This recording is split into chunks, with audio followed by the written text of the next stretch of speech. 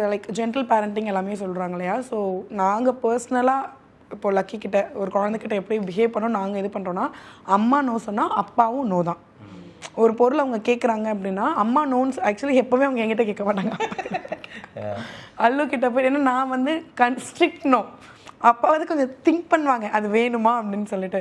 So அப்பாட்ட கேட்டால் டேரெக்டாக அல்லு வந்து அம்மாட்ட போய் கேளு அப்படின்னு சொல்லிடுவாங்க. என்கிட்ட வந்து ஸ்ட்ரிக்ட் நோ. இருக்கிற திங்ஸை வாங்கக்கூடாது, கடைக்கு போகிறோன்றதுக்காகலாம் எல்லாமேலாம் வாங்கக்கூடாது.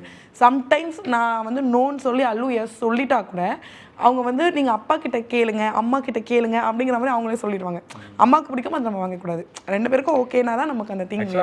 அவங்க கேட்டோடனே வாங்கியும் கொடுக்க மாட்டோம்.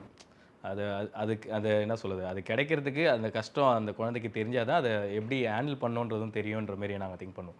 இப்போ வாங்கி கொடுக்க முடியும் தான், பட் அதை கேட்டோடனே வாங்கி கொடுத்தா நம்ம ஈஸியாக நம்ம வீட்டில் கேட்டால் வாங்கி கொடுத்துட்றாங்க, நம்ம எது வேணால் வாங்கலாம், எது வேணால் உடைக்கலாம், இந்தமாரி ஒரு தாட் கொண்டு போயிடக்கூடாதுன்றதுக்காக இப்போ கேட்டாங்கன்னா ஒரு மாதம் வெயிட் பண்ண வச்சுருவோம்.